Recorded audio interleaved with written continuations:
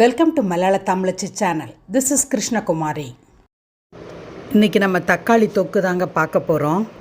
முதல்ல தக்காளி பழத்தை கழுவிட்டு நல்ல ஒரு துணியை வச்சு தொடச்சி எடுத்துக்கோங்க. புளி இவ்வளோ எடுத்திருக்கேன். இதில் உள்ள நாரெல்லாம் நீக்கிட்டு நம்ம எடுத்துக்கிடுவோம். வெட்டிக்கலாம்.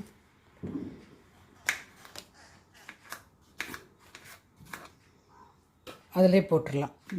கிண்ணத்தில் போட்டு வச்சுட்டோன்னு வச்சுக்கோங்க. எல்லா தக்காளியும் இப்படி நீள நீளமாக வெட்டிக்கோங்க. நல்லெண்ணெய் ஊற்றிக்கோங்க. ஊற்றிட்டு இந்த தக்காளியும் புளியுமா இருக்கிறத போட்டுட்டு வதக்கணும். இப்போ இதுக்கு தேவையானதில் கொஞ்சமாக அரை ஸ்பூன்லேருந்து ஒரு ஸ்பூன் வரைக்கும் உப்பு போட்டுங்க. வதக்கும் போது பாக்கி உப்பு பின்னாடி போடலாம்.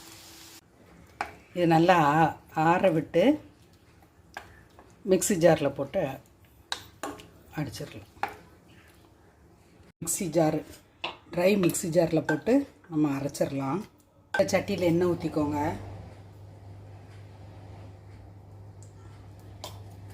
எல்லாம் கொடுங்க. கடுகு போட்டுக்கோங்க. கருவேப்பிலை, ஒரு 4-5 பூண்டு, 2 வத்தல் எல்லாம் போட்டு வதக்குங்க. இனி தக்காளி விழுதை சேர்த்துருங்க. இந்த பூண்டு வதக்கும் போதே நமக்கு நல்ல வாசனையாக இருக்கும்.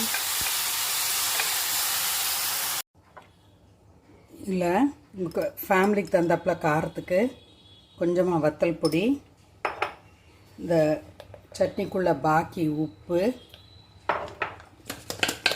காயப்பொடி, அப்புறம் கொஞ்சமாக வெந்தயப்பொடி,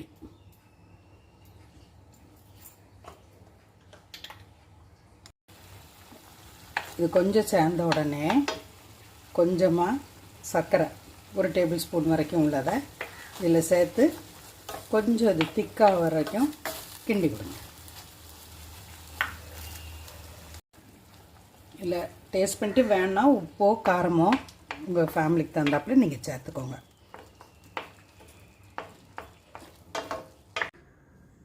தக்காளி தொக்கு ரெடி. இது ஒரு 2 மாதத்துக்கு கூட நீங்கள் ஃப்ரிட்ஜில் வச்சு யூஸ் பண்ணிக்கலாம். இட்லி, தோசை, சோறு, சப்பாத்தி எதுக்குனாலும் எடுத்துக்கலாம். நீங்கள் லைக் பண்ணுங்கள், ஷேர் பண்ணுங்கள், கமெண்ட் பண்ணுங்கள், சப்ஸ்கிரைப் பண்ணுங்கள்.